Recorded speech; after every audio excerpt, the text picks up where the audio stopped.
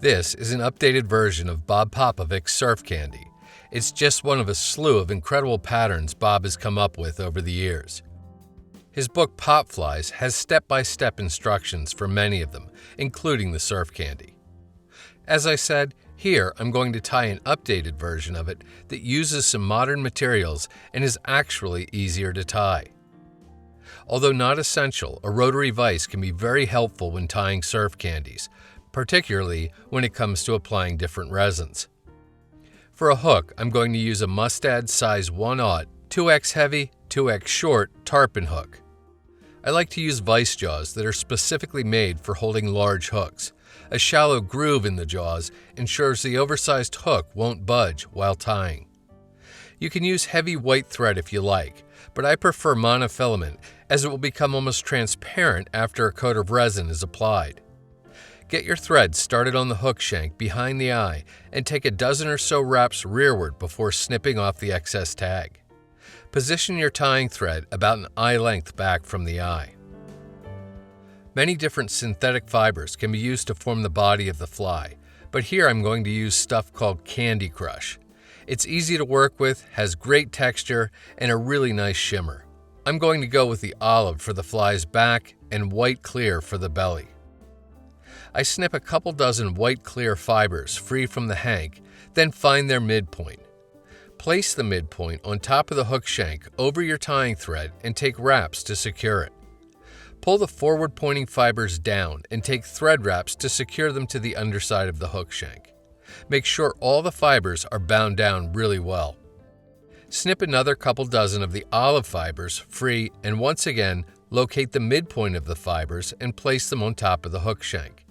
This time, however, fold the forward-pointing fibers back over top of the fly and bind them down to the top of the shank. Pull the lower fibers evenly around either side of the hook and sweep them rearward until they look about like this. Fly foils are adhesive-backed and really make a surf candy look good. They're available in several different sizes. To match this short-shanked 1/0 hook, I'm going to use a medium.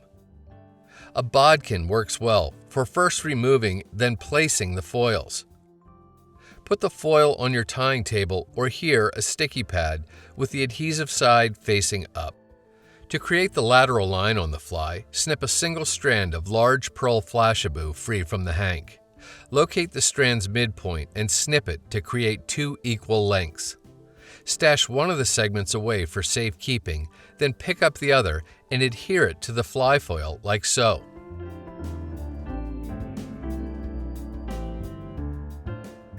Lay the foil against the near side of the hook so the little tab at the front extends right to the back edge of the hook eye. Take wraps of tying thread to bind it down. You should be able to move the foil around a bit to get it correctly oriented down the fibers.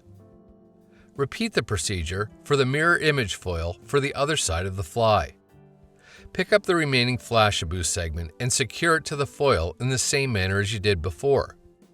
You can then repeat the tie-in procedure on the opposite side of the hook. Check to make sure the foils are relatively even and all the fibers are swept back. Pick up your whip finish tool and use it to produce a 5 or 6 turn whip finish, seat the knot well, then snip your tying thread free. Back in the day, different types of 2-part epoxy were used to finish the bodies of surf candies. These were great, but needed to be mixed and took a fairly significant amount of time to cure to a solid state. This meant that to keep the resin from sagging and dripping, the fly needed to be placed on a drying wheel. UV cure resins make finishing the fly much easier. Here, I'm going to start with a thick formula to establish the basic structure of the fly. Begin by pulling and collecting the fibers rearward. Apply an ample amount of the resin between the foils on top of the fly. This doesn't have to look good, it's just to get things started. Pick up your UV torch and give the area an ample shot of UV light to cure the resin. You can then rotate the fly over and repeat the procedure on the underside. Again, all you're really doing here is giving everything a little bit of stiffness and structure. If you have it, a thinner formula of UV cure resin works well for filling in the remainder of the fly's body. Run the resin over both sides as well as the top and bottom. Keep rotating the fly so the resin doesn't sag and drip. A bodkin also works here for spreading the thinner resin around in an even coat. On the sides of the fly, try to coat the area between the 2 points of the fly foil, kind of on a diagonal. Every so often, if things are looking good, give the resin a shot of UV light to cure it. It's better to do a couple of lighter coats rather than one big thick one. If there are any low or dry spots, you can simply go back and fill them in. Make sure to give the area an ample shot of UV light before moving on.